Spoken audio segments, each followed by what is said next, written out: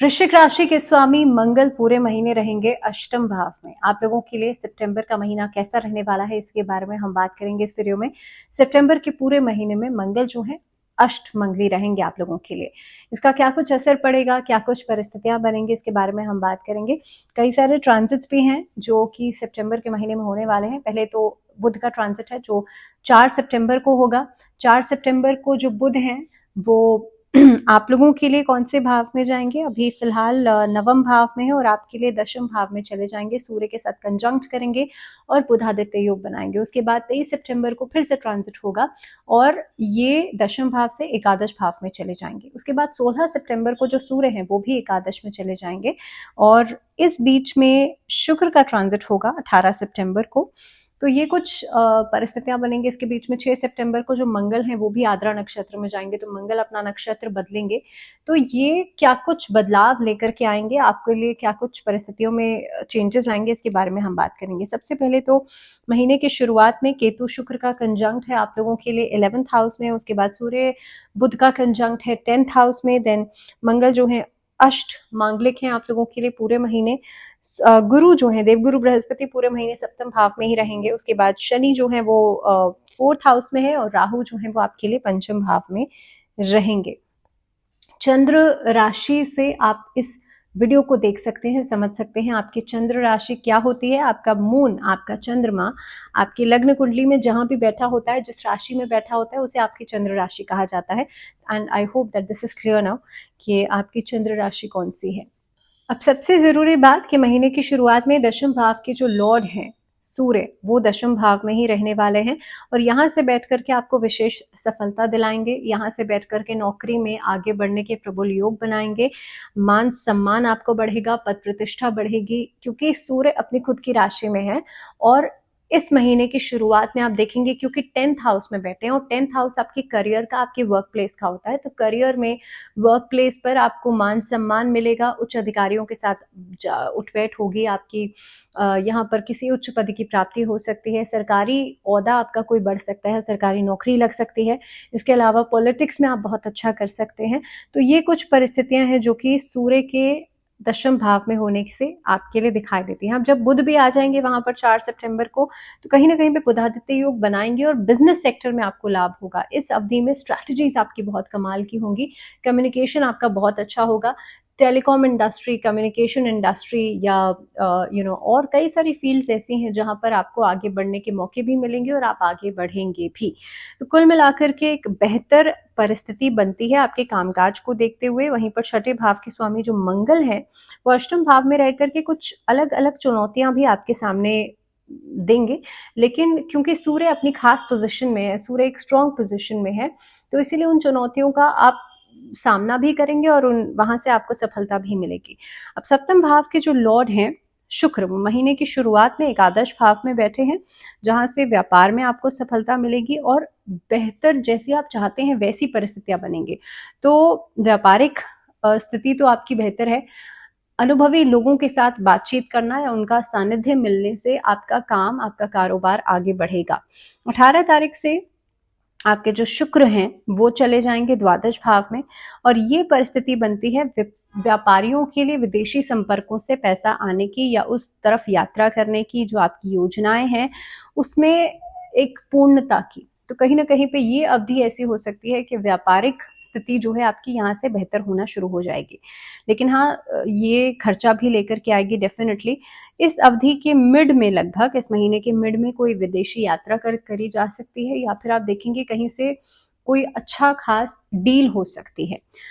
अब आर्थिक स्थिति के लिहाज से देखूं तो ये पूरा महीना आपके लिए बहुत बेहतर परिस्थितियां दे रहा है। दूसरे भाव के स्वामी देवगुरु बृहस्पति जो हैं वो पहले, तीसरे और 11वें भाव पर दृष्टि डाल रहे हैं, यानी कि उन्नति का मार्ग जो है वो खुल रहा है इस अवधि में, क्योंकि देवगुरु बृहस्पति तो लंबे समय से हैं और अभी रहेंगे। तो यहाँ पर जो है स्थितियां आपके लिए बेहतर बन रही हैं। अष्टम भाव में बैठे जो मंगल हैं वो आपके गुप्त साधनों से पैसा लेकर के आ सकते हैं। अब ऐसा नहीं है कि अष्ट भाव में मंगल आपको नुकसान ही करेंगे, अलग अलग ऐसी जगहों से पैसा आने का सोर्स बन सकता है जहां से आपने सोचा नहीं है। अचानक से धन प्राप्ति का योग बन सकता है, अचानक से कहीं से प्रॉपर्टी मिल सकती है, पैतृक संपत्ति आपकी अचानक से मिल सकती है। इस महीने के अंदर शुक्र और केतु की पोजीशन क्योंकि एकादश भाव में है, तो कहीं ना कहीं पे आपके लिए शुरुआती समय जो रहेगा वो बहुत बढ़िया हो सकता है। सूर्य 16 तारीख से एकादश भाव में चले जाएंगे और ये आपकी सरकारी नौकरी लगने में एक अच्छा रोल प्ले कर सकते हैं। 23 सितंबर को बुध भी वहीं आ जाएंगे, तो ये भी परिस्थितियां आपके लिए बहुत अच्छी बनती है। नौकरी और व्यापार दोनों तरीके से ही आपके लिए ये पूरा महीना अच्छा रहेगा। शेयर मार्केट में निवेश कर रहे हैं तो वहां से भी आपको लाभ दिखाई देता है।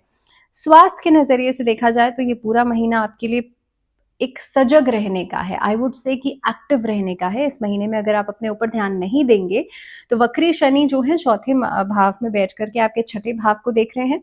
शनि के सामने सूर्य भी होंगे और कहीं ना कहीं पे आप देखेंगे मंगल भी अष्टम में है। तो ये जो स्थिति बनती है, ये शुक्र और केतु एकादश भाव में बैठकर आपके पंचम भाव से राहु के माध्यम से एक एक रिलेशन बना रहे हैं, एक संबंध बना रहे हैं। और ऐसी स्थिति के अंदर आपके लिए अगर आप सजग नहीं है अपने स्वास्थ्य को लेकर के तो कई सारी चुनौतियां आ सकती हैं, बिकॉज बहुत सारे प्लैनेट्स यहाँ पे इन्वॉल्व हैं, तो कई सारी चुनौतियों को जन्म दे सकते हैं। ऐसे में क्योंकि सूर्य और शनि का एक बेहतर रोल है, यहाँ पे 6th हाउस से एक कनेक्शन है, तो कहीं ना कहीं पे आप देखेंगे कि उच्च रक्तचाप से जुड़ी हुई समस्या, अष्टम में मंगल है तो यहाँ पे हाई फीवर या उच्च रक्तचाप से जुड़ी हुई समस्याएं परेशान कर सकती हैं। खासतौर पे फीमेल्स में लोअर बॉडी पार्ट्स में या साइकिल्स में आपकी डिस्टर्बेंस हो सकती है या ब्लड सर्कुलेशन को लेकर के दिक्कतें आ सकती हैं। So you better be very careful. Relationships के लिहाज से देखा जाए तो देखिए महीने की शुरुआत में अगर मैं बात करूं तो महीना आपके लिए पंचम भाव में पूरे महीने राहु और एकादश भाव में केतु हैं। इस महीने में राहु क्योंकि एक पंचम भाव में स्थित हैं, तो आपके रिश्ते के अंदर अगर आप समझदारी से चीजें नहीं चलाएंगे या खास तौर पे अगर आप आंख मूंद करके ऊपर किसी पर भी भरोसा कर लेंगे, किसी कैजुअल रिलेशनशिप में पड़ेंगे तो डेफिनेटली आपके साथ धोखा हो सकता है। तो ये पूरा ही जो समय है आप लोगों के लिए राहु पंचम भाव में होने का, ये इस तरफ इशारा करता है। वैवाहिक जीवन के लिहाज से देखा जाए अगर तो इस महीने के अंदर आप लोगों के लिए, क्योंकि सप्तम भाव के जो स्वामी है महीने की शुरुआत में शुक्र जो है एकादश भाव में रहेंगे, तो वैवाहिक परिस्थितियां बहुत बेहतर बन रही हैं। देवगुरु बृहस्पति आपके सप्तम भाव में ही रह करके सपोर्टिव रहेंगे और कहीं ना कहीं पे इस महीने के अंदर वैवाहिक संबंधों में मधुरता लेकर के आएंगे। जिन लोगों की शादी पक्की होनी है या रिश्ते पक्के होने हैं या आप लोग अनमैरिड हैं, those who are looking for a match, उन लोगों के लिए इस महीने में रिश्ते पक्के हो सकते हैं, आपके किसी से मुलाकात हो सकती है। एक अहम भूमिका जो है यहाँ पे शुक्र की रहेगी और देवगुरु बृहस्पति की रहेगी। अगर आप मेल हैं तो डेफिनेटली आपकी शादी पक्की हो सकती है, क्योंकि गोचर की स्थिति में बुध और देवगुरु बृहस्पति और शुक्र की पोजीशन, दोनों की ही पोजीशन बहुत स्ट्रांग है। और अगर आप फीमेल हैं तब भी आपके लिए परिस्थितियां बहुत स्ट्रांग बनती हैं गोचर की स्थिति के लिहाज से। और अगर आप लोग मैरिड हैं तो आप एक दूसरे के प्रति अपनी जो जिम्मेदारियां हैं उसे बखूबी निभाएंगे। तो कुल मिलाकर के ये जो स्थिति है वो बेहतर बनती है फॉर योर मैरिड रिलेशनशिप्स। पारिवारिक जीवन के लिहाज से देखा जाए तो उतार चढ़ाव वाला ये जो महीना है वो महीने की शुरुआत रहेगी। दूसरे भाव के स्वामी वैसे तो देवगुरु बृहस्पति हैं जो कि सप्तम भाव में है, तीसरे प्रथम और एकादश भाव को देखेंगे और स्थितियों को संभालने का काम कर रहे हैं। लेकिन यहाँ पर अगर मैं मंगल की पोजीशन देख रही हूँ तो अष्टम में मंगल जो है ये पूर्ण दृष्टि दूसरे भाव पर डाल रहे हैं, जो कि कुटुंब के मामलों में बहसबाजी, गर्मा गर्मी, ये सब परिस्थितियां लेकर के आएंगे। लेकिन उसके बावजूद भी आई वुड से कि आपके जो पारिवारिक जीवन की स्थितियां हैं वो बेहतर होंगी, वहां पे एक तरीके से शांति रहेगी। अब चतुर्थ भाव में पूरे महीने शनि वक्री अवस्था में रहेंगे और दशम भाव में पूरे महीने की शुरुआत में सूर्य जो है वो रहेंगे। माता पिता के स्वास्थ्य को लेकर के समस्याएं डेफिनेटली लेकर के आएंगे, क्योंकि सूर्य और शनि का समसप्तक योग बनता है। लेकिन अगर पारिवारिक उन्नति की बात की जाए, नई संपत्ति की बात की जाए, तो हर तरह से चीजें पॉजिटिव नजर आती हैं। और अगर मैं बात करूं स्टूडेंट्स के लिए, तो स्टूडेंट्स के लिए देखिए इस महीने के अंदर आपको थोड़ा सा एफर्ट ज्यादा करनी पड़ेगी, जितना आप अपना एम सेट कर रहे हैं उसके अकॉर्डिंगली। इस महीने में डे ड्रीमिंग थोड़ी सी ज्यादा हो सकती है स्टूडेंट्स के लिए।